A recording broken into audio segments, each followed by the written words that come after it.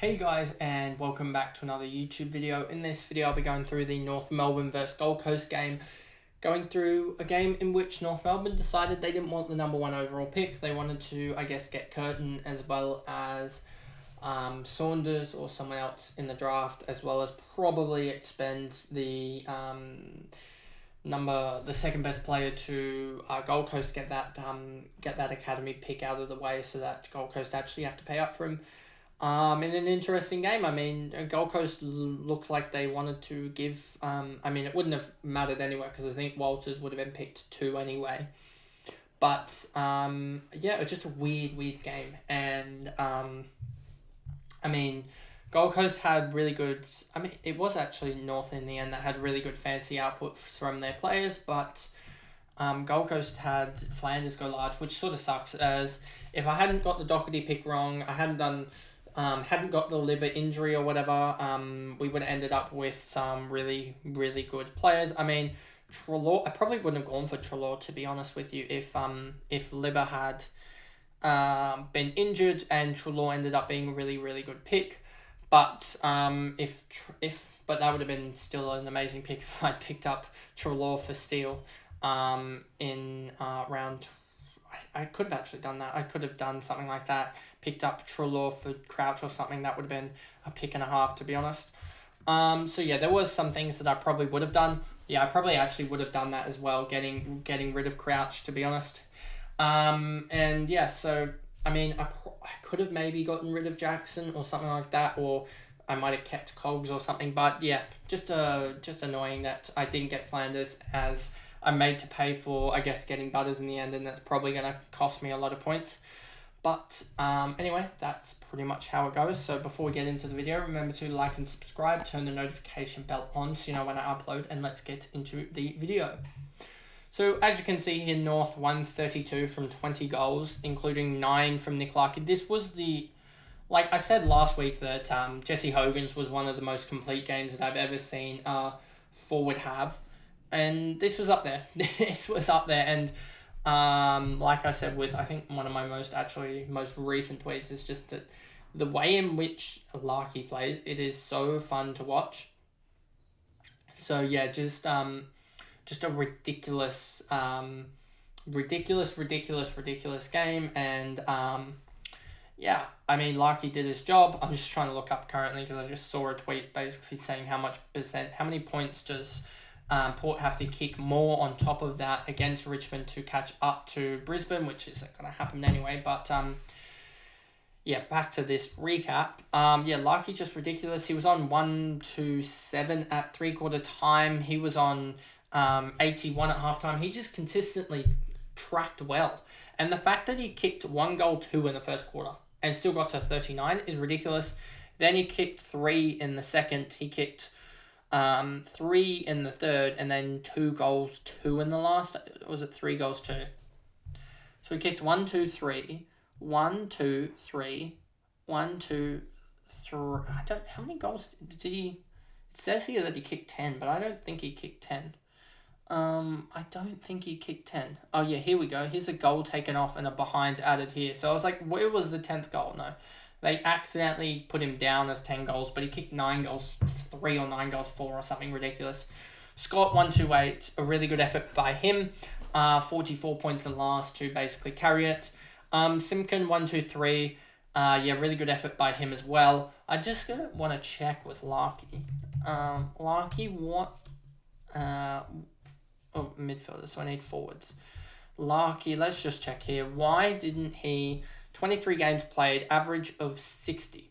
So why didn't he do so well? It's because he has a lot of games where he only has about 4 disposals. He's not really that marking type of guy. Like, he had a 65 from 5 goals. So, yeah, he doesn't really do no tackling as well there, and limited amount of disposals. So I think Larky is never going to be that forward that we really like next year. So next year, looking at the forward options, Zeeble gone, so it's Flanders.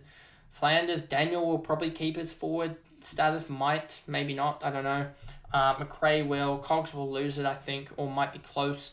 Martin will probably keep it, to be honest. So, yeah, Kerno could be an interesting one to go for next year.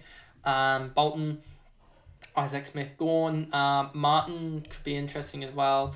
Bazza Smith at a new club could be interesting. Heaney, Taron Thomas could be interesting actually now looking at how many games has Taron Thomas played. He's played 12 for 79. So that'll be interesting. I think Taron Thomas could definitely be an option but next year, but we'll have to wait and see on that one. But anyway, back to the game. Powell, then you had Sheasel here. Just a really weird game. I mean, he got 94 in there, and that's fine. So yeah, maybe there was a better choice than getting Sheasel in a couple of rounds ago and getting in someone else like a Flanders or something like that. But yeah, not really bothered to be honest.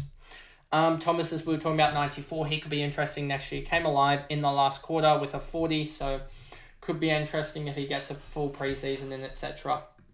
Forward 91, Lazaro, Phillips, Gota, Turner, Tucker, Core, Greenwood. I mean, this whole pack here, I'm just looking at like, you could really improve on that pack. And that's where you have like Wardlaw, LDU. They're going to have Harley Reid probably there. You're going to have Daniel Curtin as your key back instead of Mackay. So I think there are a lot of improvements in that North squad to come. But yeah, it does look that Turner, Tucker, Core, Greenwood sort of area. I'm like, those four guys, I'm like, they don't really belong there. Goldstein's going to go soon as well. So there's a lot of improvement there from North, but I'm really liking this top sort of 7 range here from Larky down to forward. Lazaro actually had a really good game. Phillips is good as well. So that's sort of, 9 guys there that are really good. Then you have this Gota is all right, but sort of that latter end of the 22 to 26 range. Tucker, I think they don't need or don't want. Core, Greenwood, I think there's at least here 4 guys here that you don't want in your 26 at least, top 26. Curtis is good. Taylor's pretty good. Mackay's got to go, but he's really good. Bergman, I think, is talent there. Jerry's good. Goldstein could go, should go probably. I think is he done this year? I don't know exactly, don't remember. Howe probably shouldn't be in the best 22 either. Perez is sort of iffy, and then Dawson shouldn't be either. So there's about 7 or 8 guys that they need to improve on. They have LDU, Wardlaw, and I believe some other injuries out. Let me just check anyway. This video is probably going to go long. But so be it. If I want to do the actual and just sort of look at North Melbourne and see where are they going to improve. If we go to, where's North Melbourne? Give me North. So you got Coleman Jones, who's probably going to come in for Goldstein. So there's one. You got Comben, who could come in as a key forward. You got LDU, who will come in as a midfielder. George Cooper Harvey looked all right. Logue will probably come back in for, I don't know, one of the defenders, maybe Core or something. Mahoney, McDonald, Shields, Stevenson, and then you have Wardlaw and Zerha who will come back in probably for Turner and Tucker. And so if Hugh Greenwood is the sub, that's not a bad lineup. So you have 3 or 4 guys there that I just said that are returning. You got Harley Reid, Daniel Curtin, and some others. So you're really going to have 1 or 2 guys that I don't think are up to scratch still in your squad potentially, but you're going to potentially get Dylan Stevens and stuff like that for the winger instead of is it Turner? That's not who. Which one is it? Which one's on the wing? It's not Tucker. It's some, I forgot who it is. Damn, that sucks. But yeah, there's whoever's it is Tucker. Sorry, number 13. It is Tucker. Getting rid of Tucker for Stevens will be a massive upgrade in my opinion. But yeah, so I think there's a lot of promise for this North Melbourne side next year. I think they'll probably end up with 6 or 7 wins. But yeah, just looking at this, there's a lot of promise there. Move over to Gold Coast, and when I just saw this with Flanders, I just went, oh no, because you just knew when he raced out here and got into 33 inside the first 10 minutes, I was like, this is going to be a big game. And he got to 51, and then he was on 65 at half, and I was like, okay, we've gotten away with it. He's only going to make like 125, 120, not the end of the world. Boom, 55 points, and I just, oh no. And it's just one of those ones where you're just like, yep, that was the wrong call. Should have gone with the easier matchup. But I just didn't trust Flanders too much. But yeah, that Flanders, if he does keep that forward stats, is going to be amazing next year. But yeah, we're just going to hope that. And yeah, just missed him. And that's it sucks, but can happen. Rao 120, Ellis, Anderson, Miller 100. So yeah, he's looking good next year, I think. Yes, he did only make 100, but I think with Miller, there's so much to gain there. Priced at 96, that's going to be priced at around about that 850k or so, 840. I think 845. I think is the marker. That's 851, 851k for Miller next year is almost a steal at this point. You can get away from Mills. You can get away from You can also get away from the likes of Steele as well, who looks a little bit like a trap. But then again, it's Steele who'll probably pop out a 120 season. But yeah, Miller 100, I think he's prime next year. Davies could be interesting if they want him in the midfield. If Damien Hardwick wants him in the midfield, that'll be interesting. Don't really rate him as a midfielder, but I'm more intrigued with Flanders and Fiorini because they sort of feel like that mould that Damien Hardwick loves. Especially Flanders, who seems that Shea Bolton type or Dusty Martin, type of role, that mid forward. So I'm really looking at Flanders, thinking this guy could pop off next year and really go large. McPherson, Budrick's looked alright actually, to be fair, so he could be one next year, but I think he's done too well to do anything. Ainsworth, Witt, Roses, Casbolt, Johnson, Chol, Atkins, Lemon, Swallow, Ballard, Collins. No one else here really is too interesting for me, but Gold Coast are going to have those three guys there. Curtin, not Curtin. They won't have Curtin. They'll have Walters at least, and I forgot the other guys or draft picks that they'll have, but they'll have guys that we look at and we'll have in our teams automatically. And more so, I'm just looking at, because I know some players and they're rough like pricing for next year, and I'm just trying to make up a sort of half a team and see where the numbers lie, I guess. Obviously, I'm not going to pick my premiums yet, but just trying to think of those underpriced guys and trying to, because the real question is, one of the questions that's going to come up here, if I switch back to the main screen, one of the questions that's going to come up in drafting our teams is, where's Grundy next year?